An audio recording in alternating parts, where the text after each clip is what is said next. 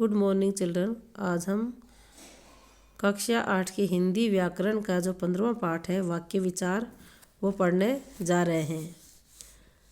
वाक्य शब्दों के समूह से वाक्य का निर्माण होता है। जो सार्थक शब्द है उनके मेल से वाक्य का निर्माण होता है।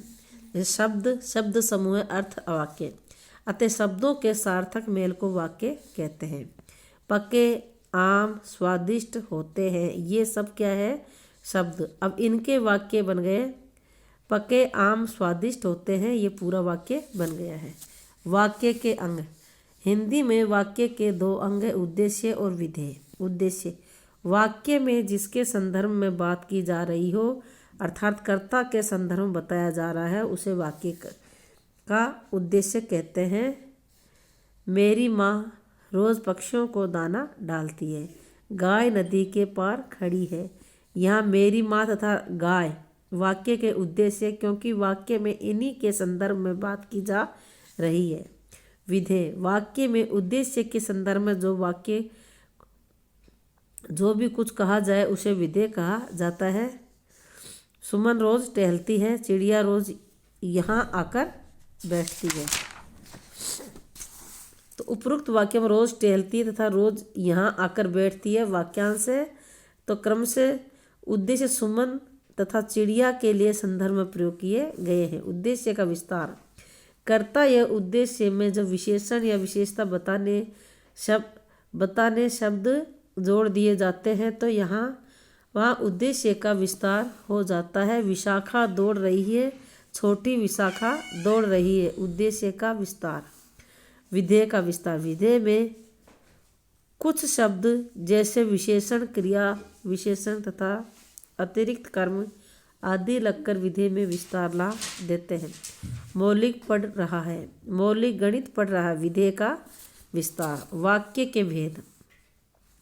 अब हिंदी में वाक्य के प्रमुख दो भेद होते हैं, रचना के आधार पर वाक्य के भेद और अर्थ के आधार पर वाक्य के भेद।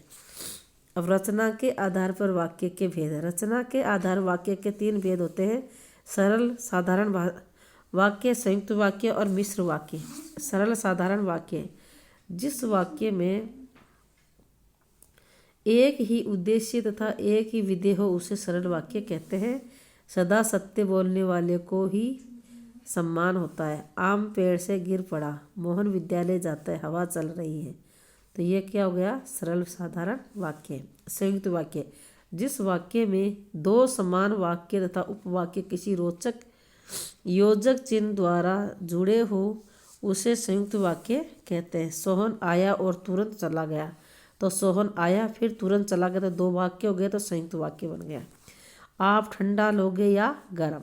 सुबह जल्दी जाओ अन्यथा स्वास्थ्य खराब हो जाएगा। तो मैं तैयार होकर निकला ही था कि बारिश शुरू हो गई। तो ये कौन सा वाक्य हुआ? संयुक्त वाक्य।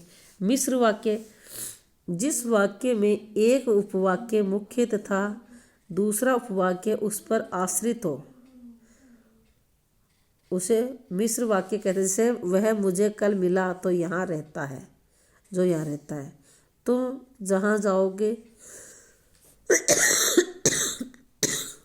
मैं वहाँ आऊँगा।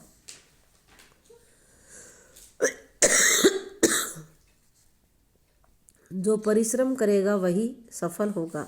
मीठा बोलने वाला कड़वा नहीं बोलता। तो ये हो गया मिश्र वाक्य। अर्थ के आधार पर वाक्य भेद। अर्थ के आधार पर वाक्य के 8 भेद होते हैं। विधानवाचक वाक्य, निषेधवाचक वाक्य, प्रश्नवाचक वाक्य, आज्ञावाचक वाक्य, संदेहवाचक वाक्य, संकेतवाचक वाक्य, इच्छावाचक, विधानवाचक वाक्य। साधारण वाक्य को विधानवाचक वाक्य भी कहा जाता है, अर्थात वह वाक्य जिसमें कार्य का होना सामान्य रूप से हो उसे विधानवाचक वाक्य कहा जाता है। बच्चा सो रहा है, सूरज उग रहा है, फूल खिले हैं, दुकान बंद है। निषेधवाचक वाक्य जिस वाक्य से कार्य न होने या किए जाने की सूचना मिले उसे निषेधवाचक वाक्य कहते हैं। फूल ने तोड़े गाड़ी कहाँ पार्क ने करे। आज विद्यालय नहीं खुलेगा, बस आगे नहीं जाएगी। प्रश्नवाचक वाक्य। जिस वाक्य से प्रश्न किए जाने का बोध हो उसे प्रश्नवाचक वाक्य कहते। खाना किसने छोड़ दिया। गाड़ी आगे क्यों नहीं बढ़ी। तुम बाजार क्यों नहीं जाते। गाय बीमार कैसे हुई। आज्ञावाचक वाक्य। जिस वाक्य से आज्ञा, आदेश, अनुमति, अनुरोध तथा प्रार्थना का भाव होता है उसे आज्ञावाचक वाक्य कहते हैं। अहिंसा सर्वोपरि धर्म है। उपदेश। यहाँ बैठ जाओ, आज्ञा। मैं अब चलूँ क्या, अनुमति। कृपया मुझे जाने दीजिए, प्रार्थना। संकेतवाचक वाक्य। जिस वाक्य में एक काम के होने का संकेत दूसरे काम से मिलता हो उसे संकेतवाचक वाक्य कहते हैं। तुम सो जाओ नहीं तो सुबह लेट हो जाओगे। बारिश हुई तो किसान खुश हो जाएंगे। पानी पी लो नहीं तो प्यास लग जाएगी। संदेहवाचक वाक्य। जिस वाक्य में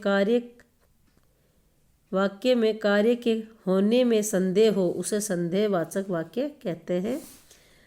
आज पहाड़ों पर बर्फ गिर सकती है। मुझे आने में देर हो सकती है। इच्छावाचक वाक्य। जिस वाक्य से वक्ता की इच्छा, शुभकामना तथा आशीर्वाद का भाव प्रकट हो उसे इच्छावाचक वाक्य कहते हैं। उम्मीद है कि आप कुशल होंगे।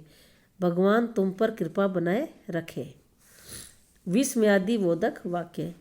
जिन वाक्यों से विस्मय के भाव जैसे प्रेम, हर्ष, शोक, आश्चर्य, घृणा आदि की अभिव्यक्ति हो उसे विस्मयादि बोधक वाक्य कहते हैं।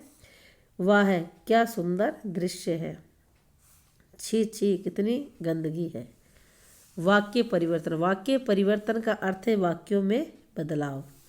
वाक्य भेद के आधार पर वाक्य परिवर्तन भी दो प्रकार से होता है। रचना की दृष्टि से वाक्य परिवर्तन और अर्थ की दृष्टि से वाक्य परिवर्तन।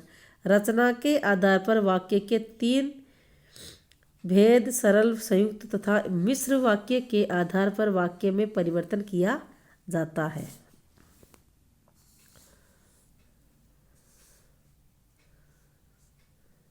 धन्यवाद।